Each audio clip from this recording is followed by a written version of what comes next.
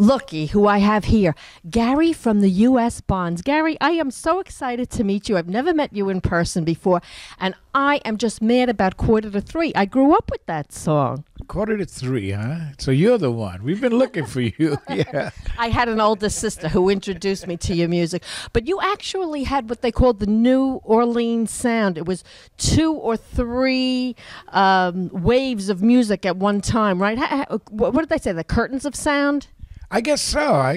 And you know, the funny thing about it is everybody said there was a whole New Orleans influence there. I didn't get to New Orleans until about 1963. That was about 3 years after I recorded the song. So, you know, I didn't know what New Orleans sounded like here. Now you can't keep me out of there. As you can see. You love it. You love it. But you started singing in church, didn't you? Weren't you a church singer first? They always say that, but no, I didn't. The only time I sang in church was when the guy gave me $5 to sing, and me and the boys would take the $5 and go buy beer. Now, did you write 2:45 or did you sing 2:45?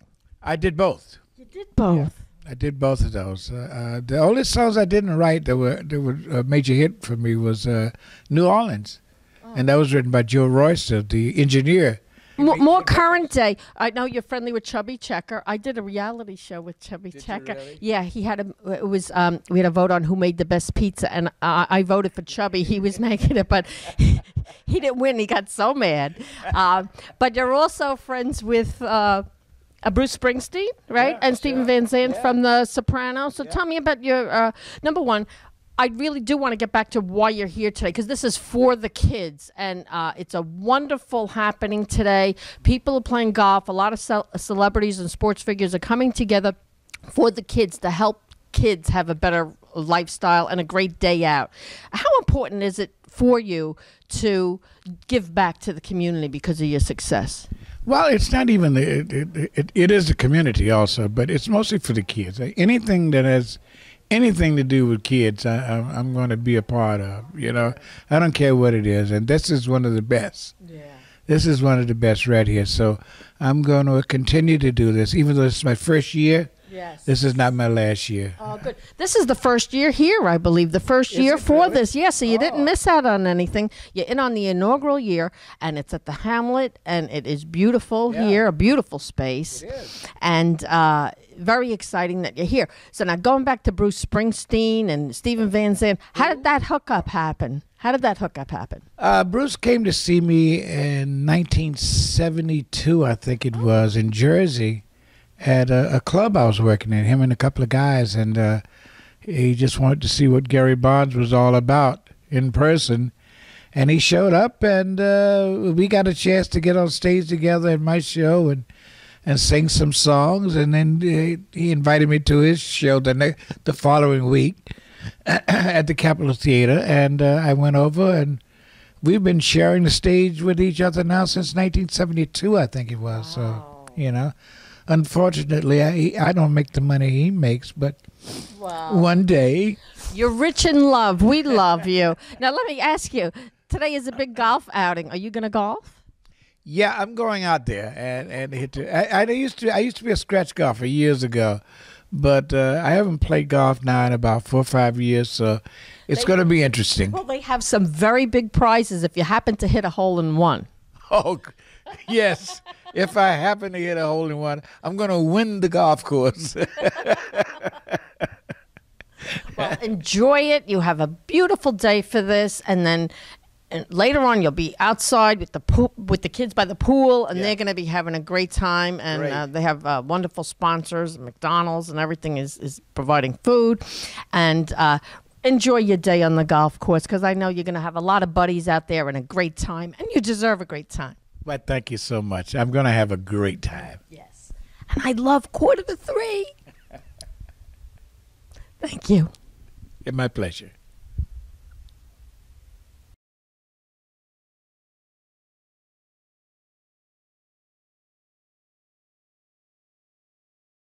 Oh boy, look who I have here. The very famous and wonderful Darryl Strawberry himself. Darryl, I can't believe that I'm sitting here next to you. You are such a handsome guy and a tall guy. Other than being a superstar, you've played with the Mets. You've played with the Los Angeles Dodgers. You've played with the Yankees. And I'm forgetting a team. You tell me. San Francisco Giants. But most importantly, I played in New York City. And I think that's always the most important thing that I ever talk about when I talk about sports, because it's nothing greater than playing in a city like New York. And you won the World Series 3 times for the Yankees, right? Once for the Mets. Do I have that right? Yes, 3 times with the Yankees, 1 with the Mets. I was very fortunate to be able to win World Series in New York, and this is just great to be able to play in front of the fans here. I notice when you walk into a room, you're so calm and confident. And is that how you feel before you go into a big game? Do you have nerves? Because you seem like you have nerves of steel. Well, I don't really have nerves. I was never nervous about the fact of going out and playing. Once you learn to play the game at such a high level, you just have tremendous confidence in yourself and belief in yourself. Because if you don't, you can't perform at the highest level. So I learned to, block out everything else outside once I walk into the playing field and just really focus on the game and what I have to do as a player. Yeah, and you stay focused. How much practice goes into what you do? Well, it's a lot of practice that goes into everything that you do. Preparation is so important, that you work on the fundamentals. I think young players need to learn that fundamentals are the most important thing to work on, because they're going to play out some part of that game. It's going to be, you have to be fundamentally sound to be able to do the things that you need to do to be consistent.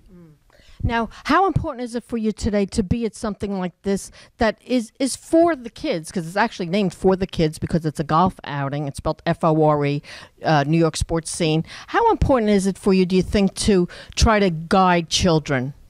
I think it's very important, for us that have lived long enough to reach back to children and kids and guide them in life and show them, try to show them the right road with the challenges that are in front of them today are more difficult than anything with social media, cell phones, and her space and his space and whatever kids get involved in. Because I think most kids today are not communicators. They don't talk. They really hide behind writing in social media, and it doesn't allow them to open up and have a conversation with you. So it's very difficult. So we need to really focus on trying to help the kids and really educate them more about being more of a communicator and talking out some of the issues and the things that they're struggling with.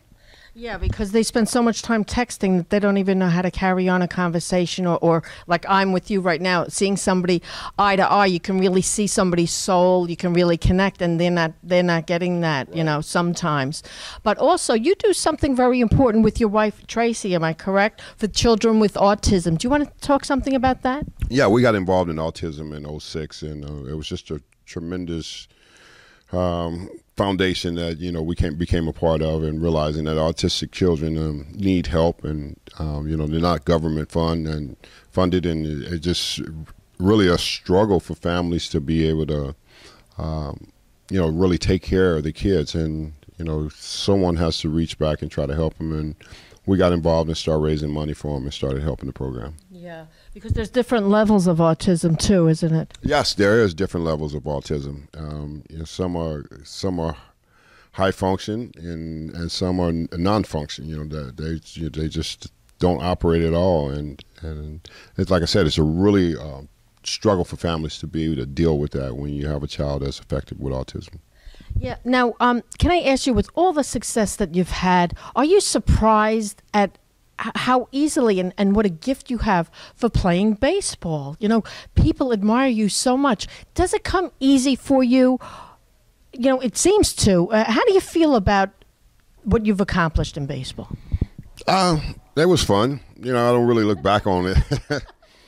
Because it's all over with and done with, and you move on with life. That part was fun. I enjoyed performing and playing at such a great level and competing against the best and winning. And winning. Now, what are you looking forward to now? And what's on your bucket list? What would you like to do that you haven't done yet? Well, I think the purpose of life is more important than anything that I've ever accomplished as an athlete. I think what I do today is helping people. I think that's more important than anything. I care about people. I care about people's souls. Care about them finding purpose of who they are and why they were created. So, we all were created for something great. It's not just, being an athlete and being a celebrity. It's more to that. And More than that. and we need to be able to touch the depth of people's lives who are struggling and who has lost hope. Yeah. And I heard something put in a nutshell like just a week ago. It's funny how sometimes a sentence can change your life, just a sentence, or really put a thought in your head. And it's really try to discover what your greatness is in life, because so many people go to their grave and never know what their greatness is, and we all have greatness. We just don't discover it. Isn't that something? That's so true. I mean, you don't want to go to your grave not discovering what your greatness is and what your purpose was for. All got it. We all have it inside of us, and life is just a short time. It's a short period. It goes so fast, and before you know it, we get to the age and we start wondering what's the next step of our life, and what have I really accomplished, that's making a difference, and that's what's really important to me, is to make a difference in people's lives. Yeah. Well, I'm so glad that you are, and it's wonderful to have you here for the kids. The kids are going to have a great pool party today. You're going to play golf. Listen, are you going to be in a cart or are you walking? Oh, no, I'm going to be in a car. Too old for walking. I just talked to Gary in the U.S. Bonds. He said if they had a limo, I'd be in that. Well, thank you for talking to me, and have a great game. I hope you win. Well, thanks. It's all in fun. I'm looking to have a lot of fun. Thanks. You're very welcome.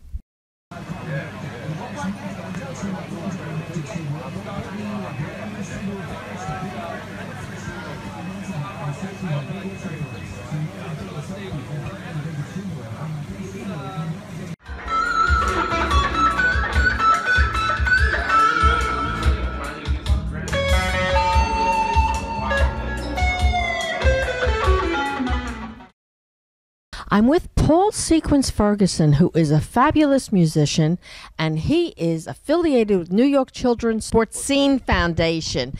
So tell me, how did you get involved with this? And I understand that this is kind of like a blanket charity that helps other charities. Do you want to tell me something about that, Paul? Oh, yes. The founder of the charity, his name is Mike Cutino, and it's a beautiful charity. It takes care of other charities, including my charity. Sometimes I have a charity called Yes We Care Incorporated, and I take care of veterans. I take care of the children with cancer, and I also take care of the homeless. And it's something that's dear to my heart, and I've been doing it for many years. And I wish other people would join in and do it. If everybody did something like that every day, the world would be a much better place. I know. Well, you do a lot of something. So you want to tell me a little bit about how you met Mike and how you met Fran Petito? Because I know you know Fran about 30 years, don't you? Yes. Well, I met Mike through the martial arts. I've been doing martial arts for about 45 years. And he used to run a fantastic martial arts tournament. And I met Mike through that. And we became best friends. This is going back now 30-something years also. And Fran Petito was the editor-in-chief of Nightlife magazine and New York Sportscene magazine. And again, I did some work there, some computer work and so forth. And that's how I met Fran for these years. And now Fran is my executive vice president for Yes We Care. Yes. Yeah. And now you were instrumental in getting this inaugural charity event today for the kids going. How much work did you have to put into this?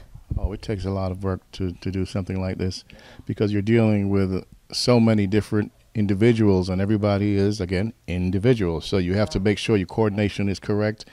You have everybody going this way, that way. You try to streamline them to one direction. And a good person to ask that will be Fran, believe me. And especially when you have celebrities here today, because their schedule is even busier than the ordinary person. You have Darryl Strawberry here today. You want to mention some of the people? Gary U.S. Bonds is here also. And we have quite a few just coming in now. I can get you those names a little bit later. You got Ron Luxembourg, right? Yeah. Capital Records, yes. Yeah. President, yes. Yeah. So tell me, what do you see down the future for your charity, Yes We Care, and for the organization today. What are some of your goals? What do you hope to see? Well, long-term goal, I would love to see housing for the homeless and homeless veterans under an umbrella of Yes We Care. That would be a dream of mine, which I'm shooting for.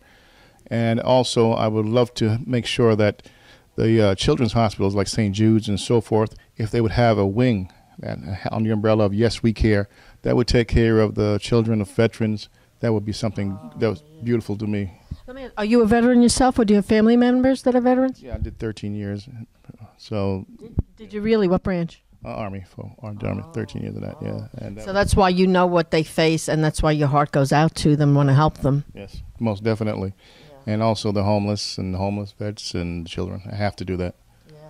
Well, you'll be doing that for a long time because there is need all over, and it's just wonderful that you put your life into it, because I know you spend a lot of hours of every day, not just this, doing it. And Fran told me she couldn't stop you if she tried. No. This is something that I have to do, and that goes back to, I guess, my upbringing and my life situation. I guess I can tell this a little bit of this. I was born in Great Britain, a place called Battle Hospital, which is no longer there. And when I was born, my mother and myself died, and they couldn't do anything, so we were outside on the way to the morgue, and we both came back to life. And from that point on, I've beaten death, thank God, for about 54 times now. From cancer, meningitis twice, from vans blowing up, bullet holes, you can name it. I've been through it. I'm still here. And I attribute that to me doing what I'm doing for others. I'm not thinking about myself, and I think that's why I'm still here. So I'll always do that. Plus, my father was a Reverend James Ferguson. So maybe that has a little something to do with it. I don't know. But I will not stop doing what I'm doing. Yeah.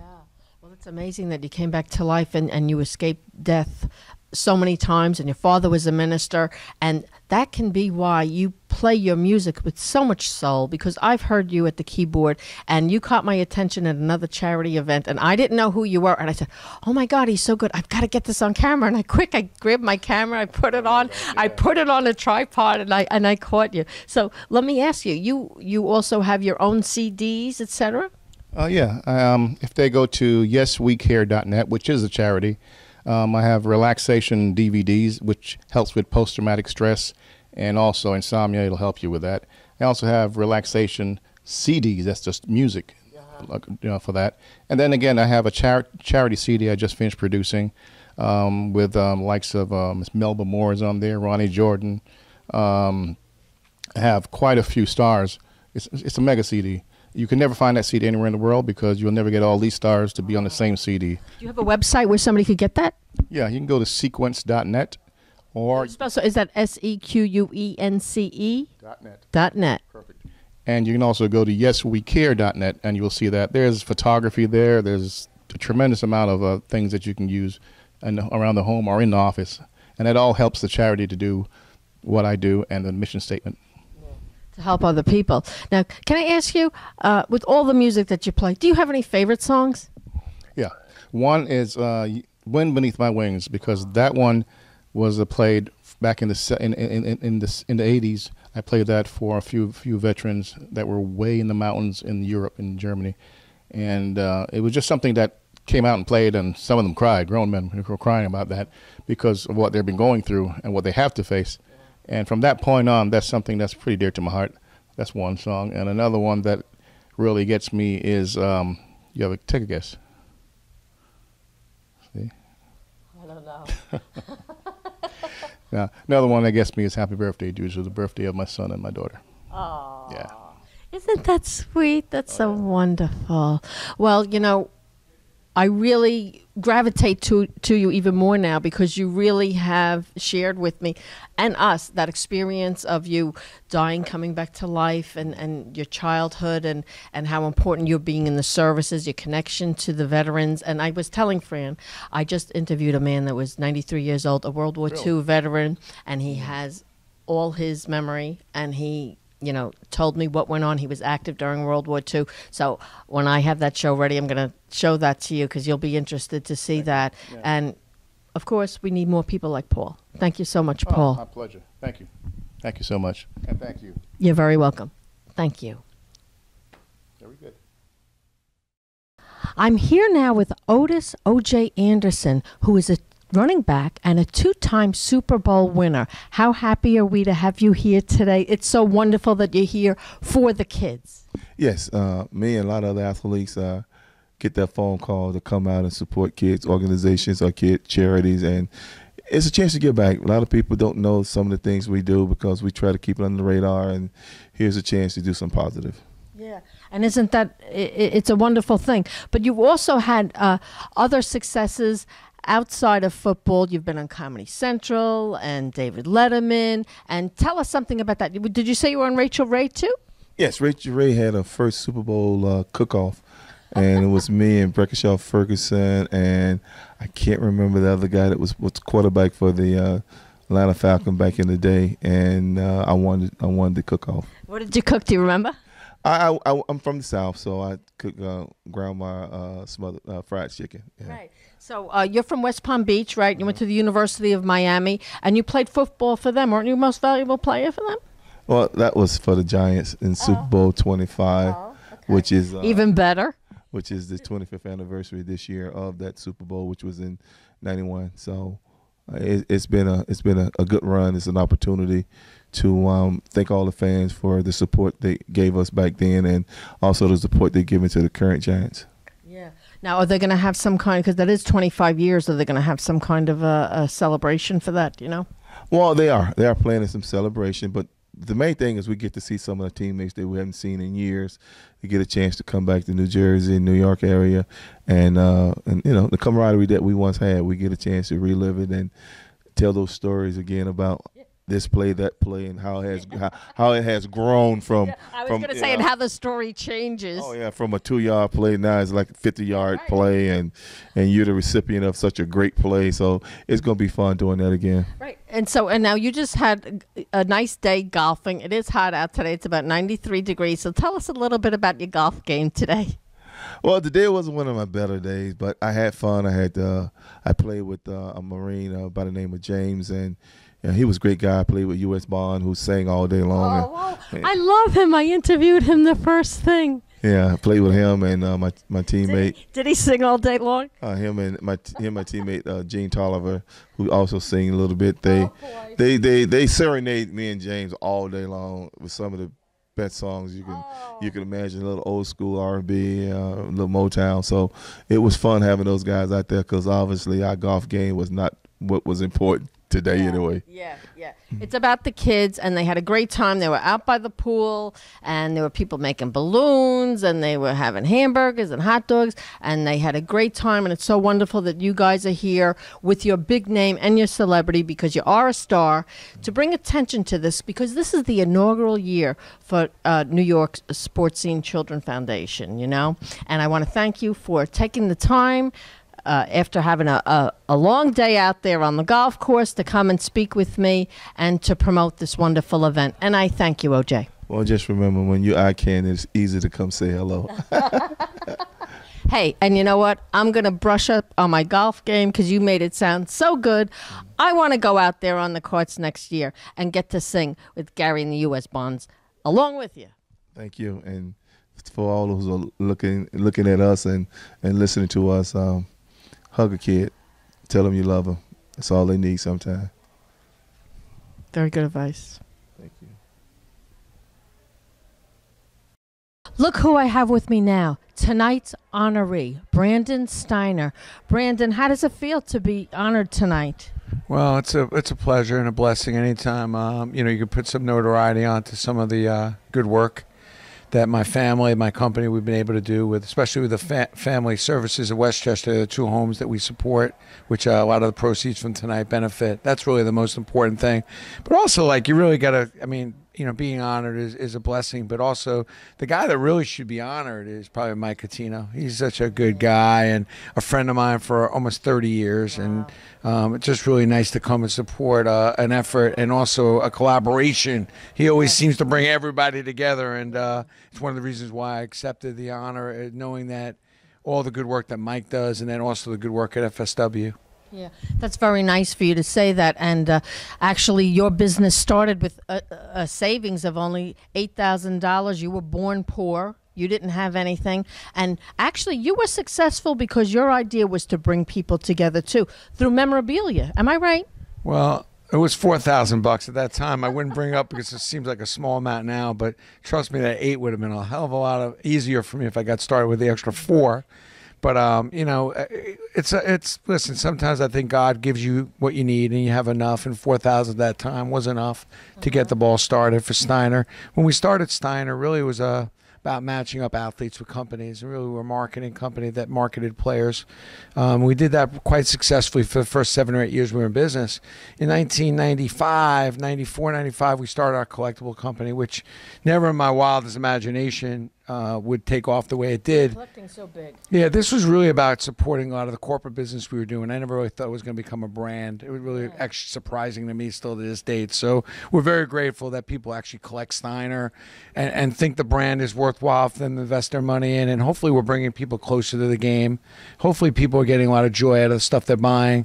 And, you know, we have the 2 companies. It's the corporate business, which matches up the athletes with the companies. Right. And then also our collectible division, which people in the New York area know us for the Yankees, obviously, in Madison Square Garden, and the Nets, but we do all the stuff all over the country. Yeah. So now where do you go from here? I mean, you've had so much success and everybody loves what you do. Do you have any goals? Do you have anything on your bucket list, anything you want to accomplish? Always. You know, I'm always trying to, you know, think about what else, which is always my mantra of trying to think what else and what's next, which for me is really about paying it forward, trying to increase the amount of charity work and good work that I'm able to do with the relationships I have, and how to help other people that maybe didn't have it so easy, and kind of similar to how I didn't have it so easy. And certainly there's a lot of joy in that. I mean, I have a lot of joy working with some of the players and some of the teams we've been able to work with, but not anywhere near as much joy as when I know that we help build a church, or we help build a YMCA, or help a boys club. So a lot of my, it's probably a little boring, but, you know, I love Steiner Sports, but I also love all the community work and the people are able to help. I love that you think that way. You know, not everybody thinks that way. And it's so wonderful that when I ask you, what do you want to do? I want to do more to help people. I want to do more to help people. And that's a wonderful philosophy. And I think you're blessed because of it.